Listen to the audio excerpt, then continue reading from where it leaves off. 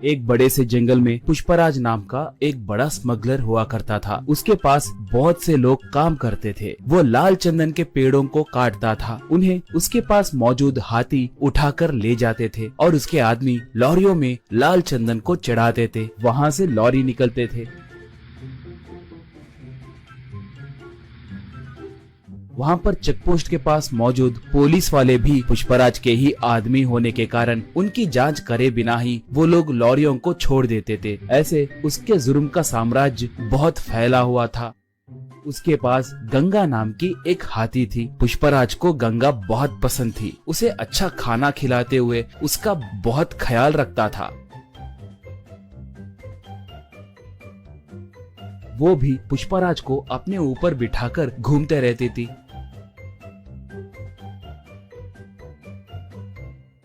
पुष्पराज आसपास के गांव में भी बहुत दान करता था। इसलिए अगर गांव में कभी कोई पुलिस की गाड़ी आती तो उस गांव में रहने वाले पुष्पराज के आदमी तुरंत पुष्पराज को फोन करके उसे जानकारी देते थे। इससे पुष्पराज सतर्क होकर जंगल में दूसरे इलाके को अपने आदमियों के साथ मिलके चला जाता था। पुलिस वाले आकर वहां पर देखे तो उन्हें कोई नहीं दिखते थे। इससे वो लोग सर पकड़ लेते थे। एक बार उस इलाके को एक नया एसपी आया। उसका नाम शेखावत था। वो बहुत बड़ा रिश्वतखोर और भ्रष्ट ऑफिसर था। वो बहुत बड़ा क्रूर और मूर्ख आदमी था। वो जैसे तैसे पुष्पराज को पकड़ने के लिए देख रहा था। एक बार गलती से गंगा एक घाटी में गिर गई, मगर वो पूरी तरह से घाटी में गिरे बिना नीचे एक बड़े से पत्थर के बीच में फंस गई थी। वो हाथी उसे बचाने के लिए चिंगाड़ने लगी।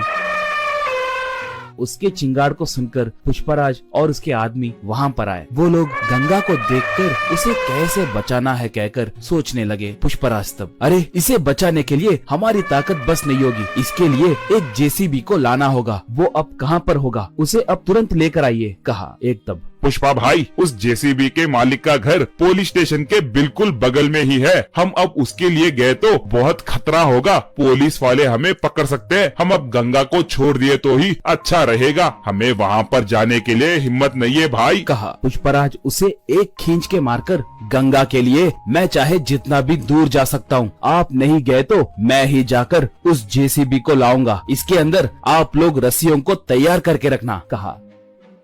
ऐसे वो बाइक को लेकर गांव में आया। उस जेसीबी वाले से पूछकर जेसीबी को लेकर निकला।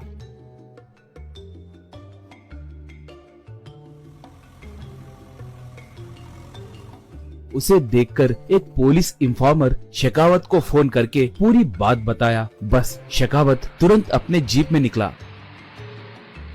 पुष्पराज पहाड़ के पास पहुंचकर जेसीबी को रस्सियां बांधकर उनसे गंगा को ऊपर खींचकर उसे बचाया। गंगा ऊपर आकर खुशी से चिंगाड़ने लगी। पुष्पराज को अपने सूंड से आशीर्वाद दी। इतने में शेखावत वहाँ पर आकर बंदूक से पुष्पराज पे निशाना साधा।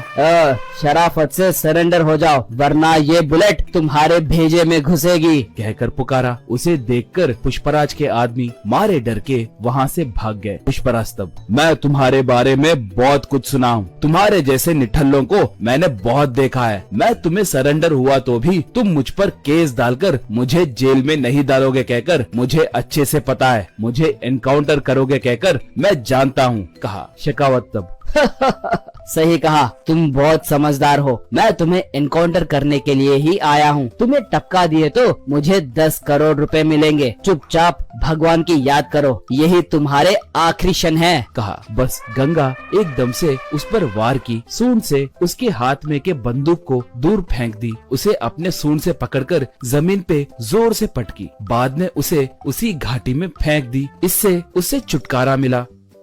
बाद में पुष्पराज गंगा को प्यार से चूमा। उसके ऊपर बैठकर जंगल की ओर निकला पुष्पराज। दोस्तों, आपको ये कहानी पसंद आई तो दया करके हमारे चैनल को सब्सक्राइब कीजिए। उसके साथ साथ वीडियो को लाइक मार के आपके दोस्तों को शेयर भी कीजिए। पुष्पा 2 के लिए कौन कौन इंतजार कर रहा है हमें कमेंट में बताइए। धन्यवाद।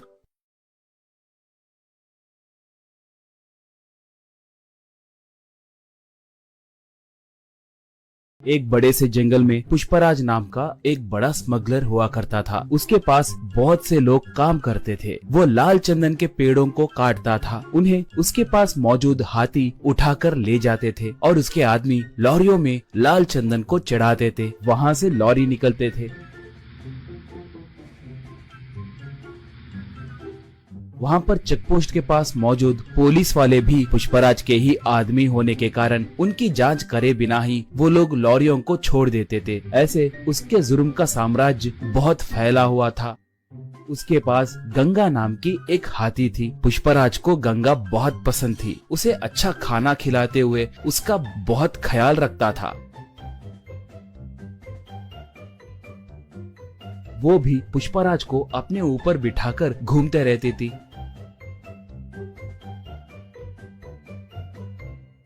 पुष्पराज आसपास के गांव में भी बहुत दान करता था। इसलिए अगर गांव में कभी कोई पुलिस की गाड़ी आती तो उस गांव में रहने वाले पुष्पराज के आदमी तुरंत पुष्पराज को फोन करके उसे जानकारी देते थे। इससे पुष्पराज सतर्क होकर जंगल में दूसरे इलाके को अपने आदमियों के साथ मिलके चला जाता था।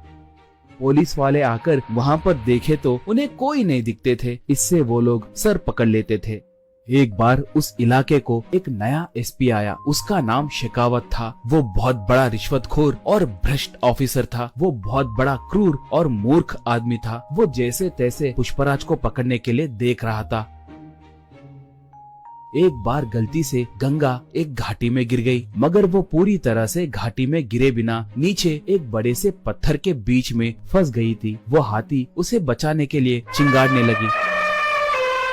उसके चिंगाड़ को सुनकर पुष्पराज और उसके आदमी वहाँ पर आए। वो लोग गंगा को देखकर उसे कैसे बचाना है कहकर सोचने लगे। पुष्पराज तब, अरे इसे बचाने के लिए हमारी ताकत बस नहीं होगी। इसके लिए एक जेसीबी को लाना होगा। वो अब कहाँ पर होगा, उसे अब तुरंत लेकर आइए, कहा। एक तब, पुष्पा भाई, उस जेसीबी के मालिक का घर पुलिस स्टेशन के बिल्कुल बगल में ही है। हम अब उसके लिए गए तो बहुत खतरा होगा। पुलिस वाले हमें पकड़ सकते हैं। हम अब गंगा को छोड़ दिए तो ही अच्छा रहेगा। हमें वहाँ पर जाने के लिए हिम्मत नहीं है भाई, कहा। पुष्पराज उसे एक खींच के मारकर, गंगा के लिए मैं चाहे जितना भी दूर जा सकता हूँ। आप नहीं गए तो मैं ही जाकर उस जेसीबी को लाऊंगा। इसके अंदर आप लोग रस्सियों को तैयार करके रखना, कहा। ऐसे वो बाइक को लेकर गांव में आया। उस जेसीबी वाले से पूछकर जेसीबी को लेकर निकला।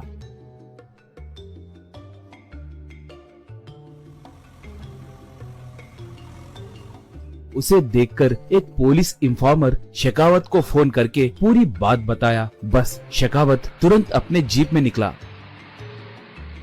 पुष्पराज पहाड़ के पास पहुंचकर जेसीबी को रस्सियां बांधकर उनसे गंगा को ऊपर खींचकर उसे बचाया। गंगा ऊपर आकर खुशी से चिंगाड़ने लगी। पुष्पराज को अपने सूंड से आशीर्वाद दी। इतने में शेखावत वहाँ पर आकर बंदूक से पुष्पराज पे निशाना साधा। शराफत से सरेंडर हो जाओ, वरना ये बुलेट तुम्हारे भेजे में घुसेगी, कहकर पुकारा। उसे देखकर पुष्पराज के आदमी मारे डर के वहाँ से भाग गए। पुष्पराज तब, मैं तुम्हारे बारे में बहुत कुछ सुना हूँ। तुम्हारे जैसे निठल्लों को मैंने बहुत देखा है। मैं तुम्हें सरेंडर हुआ तो भी तुम मुझ पर केस डालकर मुझे जेल में नहीं डालोगे कहकर मुझे अच्छे से पता है। मुझे एनकाउंटर करोगे कहकर मैं जानता हूँ, कहा। शेखावत तब, सही कहा, तुम बहुत समझदार हो। मैं तुम्हें एनकाउंटर करने के लिए ही आया हूँ। तुम्हें टपका दिए तो मुझे 10 करोड़ रुपए मिलेंगे। चुपचाप भगवान की याद करो, यही तुम्हारे आखिरी क्षण है, कहा। बस गंगा एकदम से उस पर वार की। सूंड से उसके हाथ में के बंदूक को दूर फेंक दी। उसे अपने सूंड से पकड़कर जमीन पे जोर से पटकी। बाद में उसे उसी घाटी में फेंक दी। इससे उसे छुटकारा मिला। बाद में पुष्पराज गंगा को प्यार से चूमा। उसके ऊपर बैठकर जंगल की ओर निकला पुष्पराज। दोस्तों, आपको ये कहानी पसंद आई तो दया करके हमारे चैनल को सब्सक्राइब कीजिए। उसके साथ साथ वीडियो को लाइक मार के आपके दोस्तों को शेयर भी कीजिए। पुष्पा 2 के लिए कौन कौन इंतजार कर रहा है हमें कमेंट में बताइए। धन्यवाद।